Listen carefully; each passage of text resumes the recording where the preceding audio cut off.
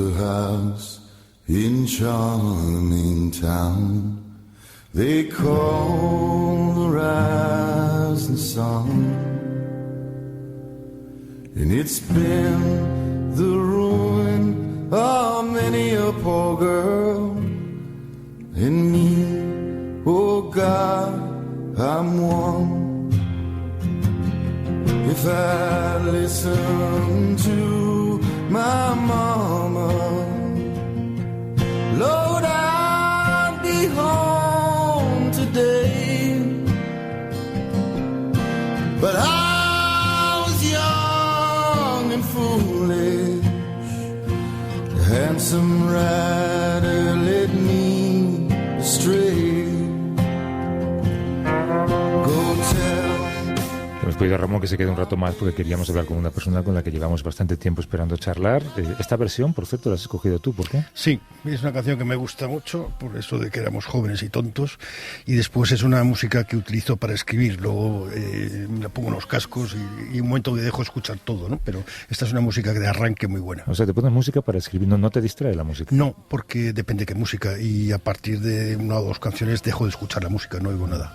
Vamos a viajar hasta África Occidental, a un país que se revuelve ante un terrorismo que lo quiere sometido.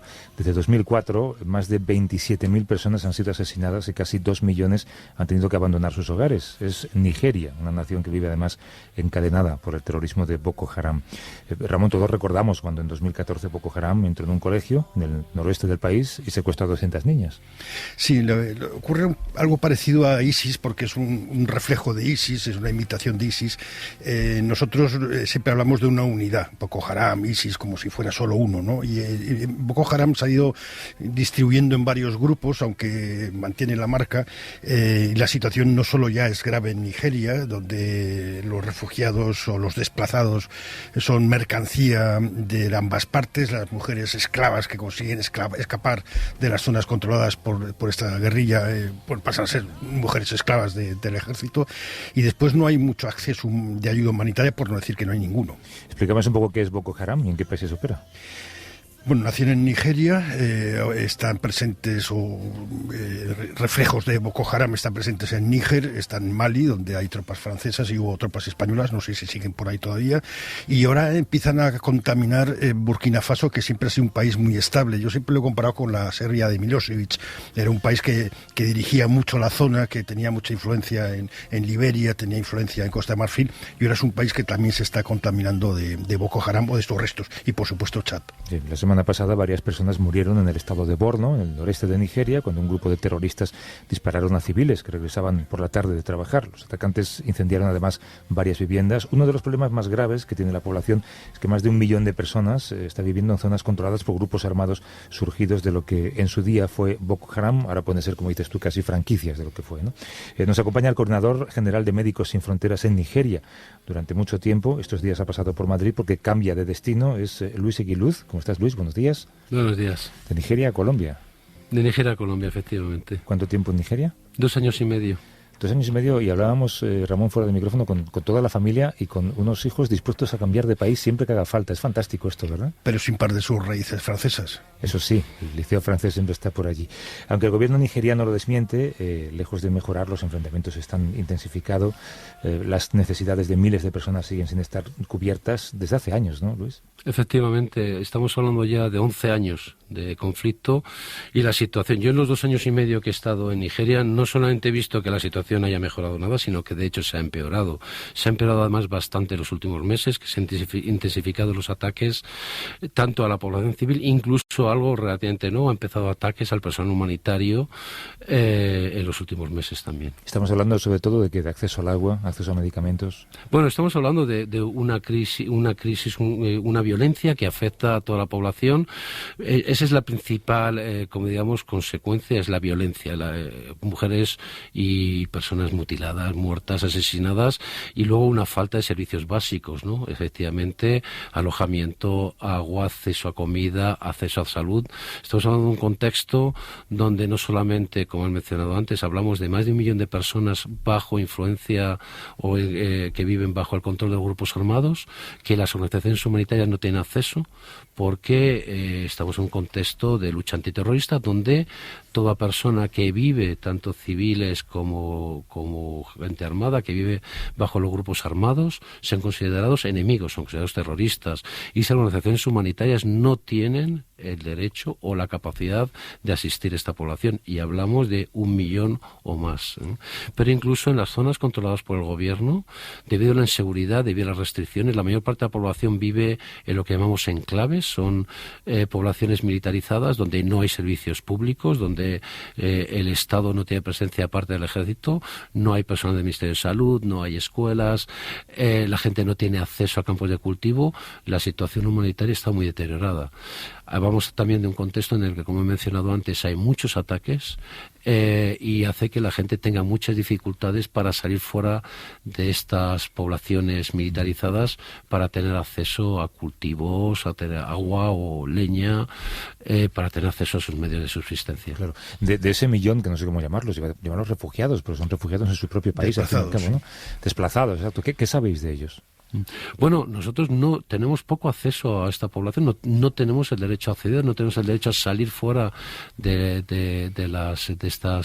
estos enclaves, pero lo que sí les recibimos, tanto sea que huyen por su propia iniciativa o el ejército los trae, nosotros trabajamos con ellos, los recibimos, les damos asistencia sanitaria, les damos comida hasta que se puedan integrar en los campos desplazados que existen en estas poblaciones, y les damos también, aparte de asistencia médica, asistencia psicológica, etcétera. Pues vive una situación precaria porque evidentemente hablamos de 7 millones de personas que no tienen, que necesitan asistencia humanitaria, y este millón largo de personas no lo tiene porque, como decía antes, por las políticas antiterroristas, las organizaciones humanitarias no tienen acceso a ellos. Entonces viven en una situación muy precaria. Pero lo que sucede es que las personas que quieren salir de estos enclaves para cultivar o para lo que sea, las puede secuestrar los grupos armados, y después aquellas personas que huyen de los grupos armados, el ejército los detiene en una especie de jaulas hasta que decide si son refugiados o son criminales, ¿no? Exactamente. O sea, al final lo que vemos es que son poblaciones que, aparte de la situación de exposición a la violencia, prácticamente se les considera culpables de colaborar con alguien que no debería, ¿no? Y entonces, exactamente, la población viene, tienen unos procesos de control, de seguimiento que puede durar meses, tiene el acceso, no pueden salir fuera, por ejemplo, del perímetro militar para recoger agua o comida porque necesita el control del ejército, viven bajo sospecha permanente. Un ejemplo claro de esta situación, o como digamos más acuciante, es la situación de violencia sexual, ¿no? O sea, aparte de la situación de vulnerabilidad de estas personas, un conflicto de tantos años, de no tener acceso a los servicios más básicos, por ejemplo, mujeres y sobre todo niñas que son víctimas continuas de violencia sexual, sea con los grupos armados, sea con los actores estatales, y además están muy expuestas a explotación sexual, porque claro, no tienen medio de subsistencia y utilizan lo que tristemente pueden utilizar para subsistir, ¿no? Entonces es algo que vemos mucho. Nosotros les damos un apoyo no solamente clínico, pero psicológico, de protección, seguimiento, pero hay es un nivel muy, muy, muy elevado de exposición a violencia sexual. Claro, yo no quiero ni imaginar por cada niña que atendéis o ayudáis cuántas habrá, ¿no? Sí, por descontado, exactamente. Nosotros, una cosa es las que vemos y otra cosa es las que habrá. Hablamos también de un contexto muy, muy conservador, donde el estigma está muy presente, las víctimas no quieren que sus vecinos sepan por qué han pasado. Hablamos, por ejemplo, de niñas que fueron secuestradas, las han obligado a casarse, luego o se escapan o las trae el ejército a los enclaves, tiene su marido y sus niños en el otro lado, pero se las considera por eso todavía que son enemigas. Entonces es una exposición a violencia y una falta de una exposición a una situación muy, muy difícil. Una de las explicaciones de por qué surge Boko Haram es que, por ejemplo, Nigeria es un país, aparte parece que es un estado fallido en muchas cosas, es un país muy rico en petróleo y en otras cosas, y es también muy rico en pobres, es un país que no distribuye su riqueza. Y en una situación así, claro, el canto de grupos radicales suena bien, ¿no? Bueno, yo no soy un analista político, pero lo que es evidente que en contextos donde la gente no tiene muchas posibilidades para desarrollarse, cualquier movimiento armado tiene más como digamos, capacidad de movilizar recursos. Claro, el norte de Nigeria en general no solamente el noreste, que es donde es conflicto, es una zona muy pobre, ¿no? Ahora mismo Nigeria tiene más pobres, de acuerdo con el índice de desarrollo humano, que incluso India es el primer país del mundo, ¿no? Y no solamente en el noreste, también hay conflictos en el noroeste de Nigeria, muy similares por esta situación de pobreza, como has dicho.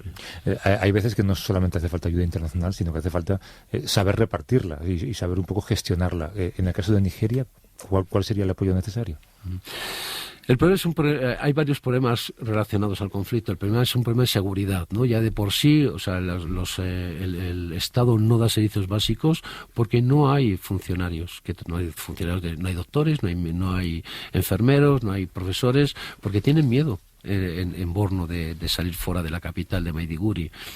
Y claro, dar servicios básicos en una situación de conflicto requiere de muchos recursos, obviamente, ¿no? Entonces requiere que tanto el gobierno como las organizaciones internacionales y la comunidad internacional en general continúen dando apoyo. Hablamos de 7 millones de personas en necesidad, ¿no? Y durante años, casi 2 millones de desplazados, 1 millón, como has dicho, de personas que no tienen acceso a asistencia humanitaria. Hablamos de cifras muy altas y además hablamos de muchos años en que la gente no solamente no tiene acceso a los servicios básicos, sino además se desplazan 2, 3, 4 veces, siendo, como digamos, el conflicto, buscando sitios más seguros, donde ni siquiera puede establecer raíces. Hablamos de poblaciones que están muy apegadas además a la tierra, pero no pueden volver donde siempre han vivido.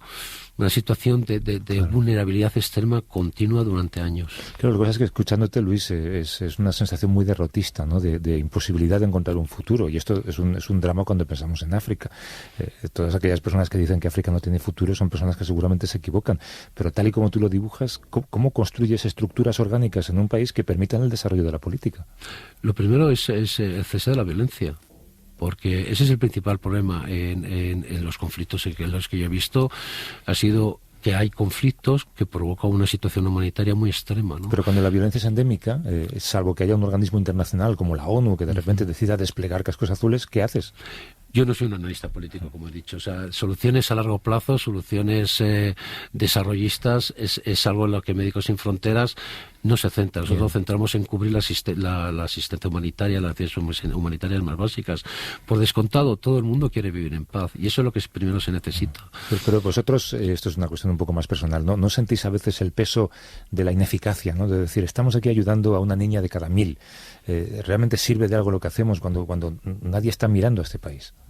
Bueno, ya sabes, quien dijo, quien salva una vida, salva al mundo entero, ¿no? O sea, lo principal, lo que nos centramos es salvar, no solamente salvar, hablamos también de restaurar dignidad y aliviar sufrimiento de las personas que lo necesitan, Y obviamente hay falta unos esfuerzos a nivel internacional, pero parar conflictos es una cuestión política, claro. Y es lo que hace falta. Lo principal, nosotros ayudamos en las consecuencias a aliviar este sufrimiento, pero obviamente hay falta soluciones políticas para que esos conflictos paren. Pero al fin y al cabo las víctimas son siempre víctimas, no son parte del conflicto, lo sufren. Hay una frase de Martha Gellhorn que os aplica a vosotros y a nosotros, los periodistas, y a la ciudadanía también. Cuando le preguntaron por qué hacía este trabajo, ya fue corresponsal de guerra. Dice, yo tiro piedras sobre un estanque, no sé qué efecto producen en el estanque, pero yo al menos tiro piedras y creo que ese es el trabajo que tenemos que hacer. Efectivamente. Y tú lo has hecho en Congo, Irak, Níger, Burundi, ahora Colombia. Tus hijos, no sé, ¿cuántos pasaportes tienen? Lo primero. ¿Perdón? ¿Tú cuántos pasaportes tienen tus hijos? Bueno, tienen 2, español y francés. Español y francés por su madre, creo, sí. ¿no?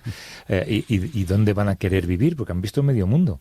Bueno, a ellos les gusta, les enriquece y es algo que yo creo que han a sus padres. Sí, entonces, cambiar de país no les enloquece, les atrae. Sí, les gusta mucho, de hecho. Y ahora tu misión en Colombia, ¿cuál va a ser?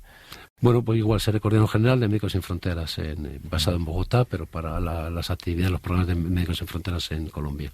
Ha cambiado mucho Médicos Sin Fronteras. Antes no erais objetivos militares y ahora de repente lo sois, ¿verdad? Bueno, no solamente Médicos Sin Fronteras, los humanitarios, desafortunadamente, ¿no? Antes los conflictos evolucionaban de otra manera, la proximidad nos protegía más, ahora las comunidades están más expuestas y la violencia ha aumentado bastante, y es verdad que ahora mismo todos los trabajadores humanitarios hasta cierto punto podemos ser objetivos. Sí, pero lo grave es que están bombardeando hospitales en Afganistán, en Siria, no gente mala que vive más allá, sino Rusia, Estados Unidos, nosotros.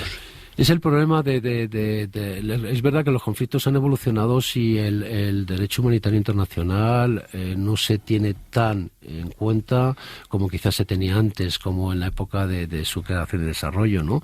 Es verdad que Médicos Sin Fronteras es algo que vemos, que como has dicho efectivamente, actores que deberían respetarlo con una solidez, un corte democrático, no lo hacen tanto. Y es que además en el contexto de este contexto, nuevo contexto de lucha contra terrorista, cada vez hay leyes que, como digamos, que protegen más actores militares y menos actores humanitarios. Lo vemos donde trabajamos, incluso países europeos que desarrollan políticas contraterroristas que limitan la acción humanitaria. Nosotros, Médicos Sin Fronteras, pedimos, hay que volver al derecho humanitario internacional, hay que volver a la defensa de los principios humanitarios, la neutralidad, la imparcialidad, la independencia, que nos permita acceder a las poblaciones que lo necesitan. Hay que volver a lo humano. Eso es lo que de hecho, mira, vosotros y nosotros trabajamos últimamente muy juntos porque solo podemos ir a determinados lugares y vosotros nos invitáis. La precariedad del periodismo es lo que nos ha traído, ¿no? Cuando tú ahora, por ejemplo, regresas a España y supongo que ves la prensa internacional durante unos días o ves los informativos y buscas África y nunca lo encuentras, no sé, ¿no te deprime un poco? Bueno, entiendo que a veces cuesta un poco ver para el público meterse en realidades que pasan a 3.000, 4.000 o 6.000 kilómetros. Yo lo entiendo, son contextos muy diferentes. A mí me pasa con mis amigos, ¿no? A veces cuesta entenderlo, por eso es tan importante la labor que hacéis los medios de comunicación, dar visibilidad a estos conflictos, dar voz a estas personas que no tienen voz, que tienen tanta necesidad. Nosotros, como he dicho, nosotros y vosotros tenemos que hablar de ellos, traer su voz y que la gente... Y bueno, me ha gustado mucho la frase que has utilizado, hay que seguir tirando piedras al estanque. Luis Eguiluz, que es coordinador general de Médicos Sin Fronteras en Nigeria, ahora marcha para Colombia. Gracias, Luis, y suerte en tu nuevo destino. Muchísimas gracias. Mucha suerte. Tu veux du sérieux par la bouche, pourquoi pas en bas? Moi je veux du sérieux pour de vrai, je me cherche encore tellement boulot. ¿Con esto te despide, Ramón? Sí, es una música favorita de Chema Caballero, es una mujer de Benín y es una especie de rumba congoleña o congolesa. Pues venga, Vamos.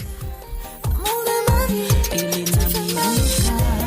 Oh bébé, tu me fais mal au cœur. Amour de ma vie, tu me fais mal au cœur. A vivir que son 2 días. Javier del Pino.